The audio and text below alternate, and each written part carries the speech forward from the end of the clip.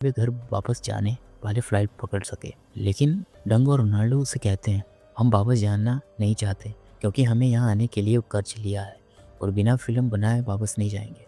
एना, जो दिखावे में ड्राइवर है, मजबूरन मान जाती है और उनके साथ रहना पड़ता है। हम देखते हैं कि डंग पूरी रात लैपटॉप पर स्क्रिप्ट पर काम करता है। रोनाल्डो की सारी मुख्य रोल एना को देता है क्योंकि एना का अंदाज इतना ज़बरदस्त था और उसे लगता था कि अगर एना ही मुख्य भूमिका निभाएगी तो ये फिल्म सुपरहिट होगी। सिवा वो सबको अपनी स्क्रिप्ट दिखाता है और समझता है कि उसे एना को लीड रोल में इसलिए कास्ट किया ताकि उसकी फिल्म जल्दी से ऑस्कर के लिए नॉमिनेट हो सके, क्योंकि ऐसी फिल्में जिसमें लड़की हीरो होती है ऑस्कर जीतने के चांस बढ़ जाता है। सबको उसकी यह सोच और नई स्क्रिप्ट बहुत पसंद आई और रोनाल्ड और क्लैरी पूछते हैं हमारा रोल क्या होगा। डंग बताता है, तुम दोनों क्लैरी जंगल में खजाना ढूंढ जाओगे और एना तुम्हें घेर लेगी, फिर एना तुम्हें सबको बचाएगी। आइडिया पसंद आने के बाद सब नई स्क्रिप्ट की शूटिंग शुरू कर देते हैं और डंग एना के साथ कई शूट करता है। इससे रोनाल्डो और क्लैरी दोनों को गुस्सा आता है क्योंकि डंग अपने ही खुद के दोस्तों को अनदेखा कर रहा था और उन्हें भूलता जा रहा है।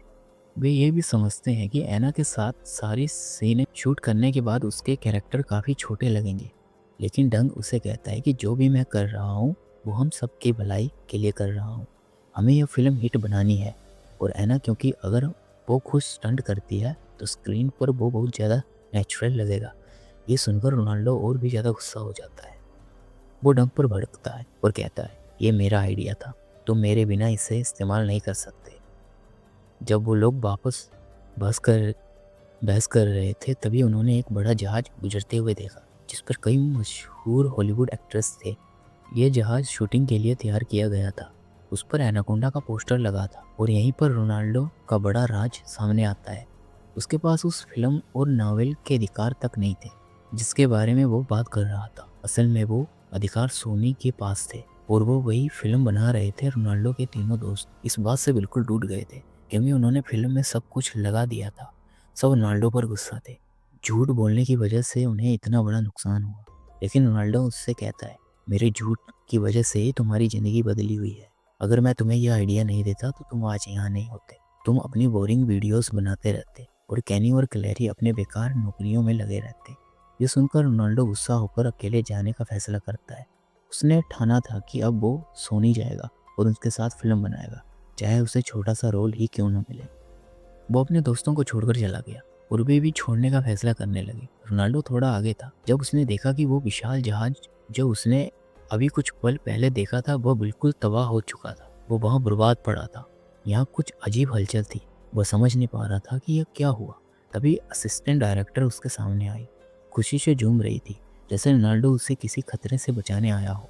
असिस्टेंट डायरेक्टर ने उसे हाथ हिलाकर बुलाया और रोनाल्डो के पास पहुंचने से पहले ही एक बड़ी एनाकोंडा ने एक पलक झपकते उसे जकड़ लिया और रोनाल्डो ये देखकर डर गया। तुरंत वो अपने नाव की ओर भागा। रोनाल्डो ने जहाज पर वापस, बाकी सब अभी भी लड़ रहे थे क्योंकि रोनाल्डो चला गया था और डॉग जिद पर था कि वो एना के साथ फिल्म पूरी करेगा। लेकिन उसके दोस्त तैयार नहीं थे। उन्हें पता नहीं था कि एना फिल्म शूट करना बिल्कुल भी नहीं चाहती थी। वो अभी भी एक मिशन पर थी। तो वो बंदूक की नोक पर इन लोगों को पकड़ती है और जंगल में ले जाती है। हमें पता चलता है कि एना एक गैर कानूनी सोना देखने वाली थी और वो उन्हें भी सोना निकालने के लिए उकसा रही थी।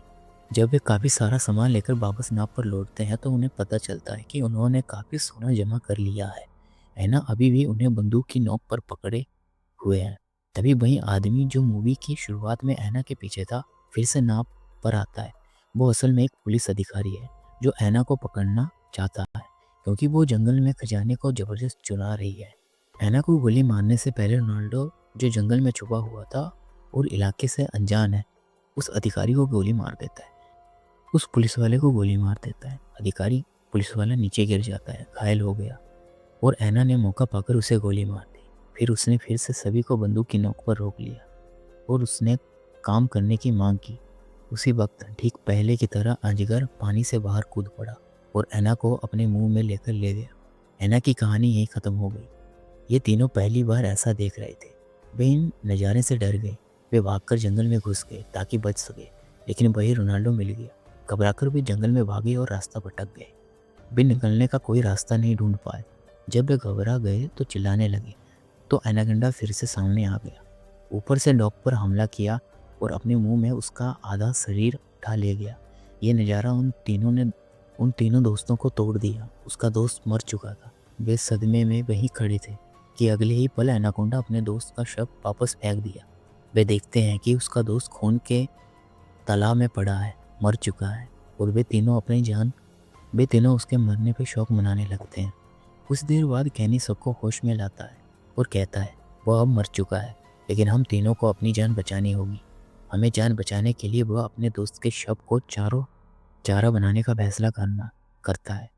कहता है कि हम शव को जंगल के उस जगह से ले जाएंगे जहाँ एनाकोंडा हमला कर सकता है, ताकि हम उस हमले से बच सके।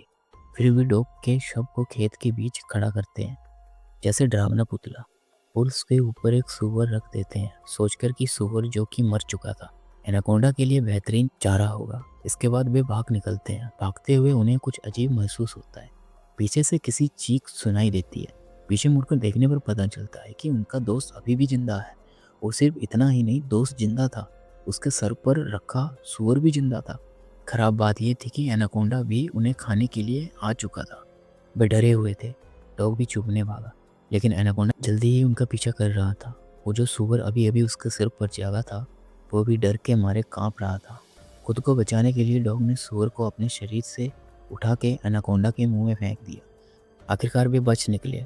भागते हुए वे उसी जगह पहुंचे जहां सोने ने एनाकोंडा मूवी की शूटिंग की थी। यहाँ दिखाया गया कि कई बम लगाए थे ताकि एनाकोंडा को मारा जा सके, और सच में एक एनाकोंडा आ चुका था। क्लैरी लगभग मर ही गई थी, लेकिन हीरो अभी भी जिंदा था और उन चारों को देखकर बचाने की कोशिश करता है और पीछे से एनाकोंडा पर गोली चलाता है, बिल्कुल मूवी की तरह। उन्हें बचाकर वह उन्हें एक सेट पर ले जाता है और बताता है कि पूरे सेट में छोटे छोटे बम लगाए गए हैं, कंट्रोल ढूंढो, तब तुम एनाकोंडा से बच सकते हो। ये सब कहकर हीरो जाने ही वाला था। वे पूछते हैं कहाँ जा रहे हो। वो समझता है कि मेरा दोस्त जंगल में है और जंगल में ऐसा कोई बम नहीं जो एनाकोंडा को मार सके, और मैं अपने दोस्तों को अकेला नहीं छोड़ सकता। चलते चलते वे बम का कंट्रोल ढूंढ लेते हैं और एनाकोंडा को मारने और सेट पर वापस लाने का फैसला करते हैं। अपनी जान जोखिम में डालते हुए एक गाड़ी में बैठकर वे आवाज़ करके एनाकोंडा को आइलैंड के पास लाने लगते हैं।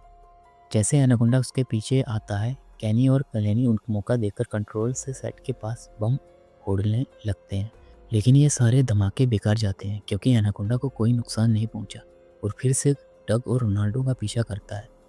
इससे पहले कि एनाकोंडा उसे मार सके, रोनाल्डो हिम्मत जुटाकर आगे बढ़ता है और सबकी जान बचाने की ठान लेता है। वो अपने बचपन की फिल्म की वही लाइन बोलता है, जब तक मैं हूँ मेरा दोस्त को कोई नहीं मार सकता। ऐसा कहते हुए वो अपनी पिस्तौल निकालता है और एनाकोंडा पर गोली चलाता है। वो गोली चलाता है, एक गैस सिलेंडर पर लगती है, जैसे जोरदार धमाका होता है। वो धमाका एनाकोंडा के सिर को फाड़ देता है, जिससे उसकी मौत हो जाती है।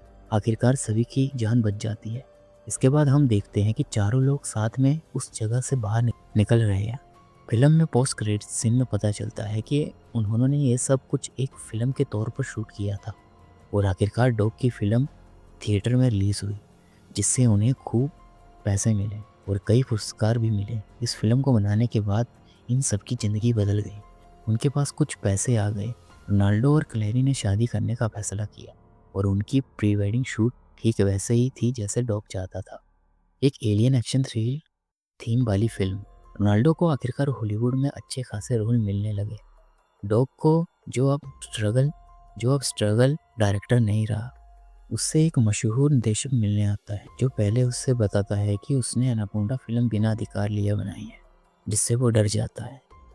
लेकिन जब डायरेक्टर उससे कहता है कि उसे यह फिल्म बहुत अच्छी लगी और वह अब चाहते हैं कि वह असली एनाकोंडा मूवी डायरेक्ट करे, डॉग खुशी से झूम उठता है, अपनी खुशी को संभाल नहीं पाता और वहीं बेहोश हो जाता है और फिल्म ऐसे ही ख़त्म हो जाती है। बाय।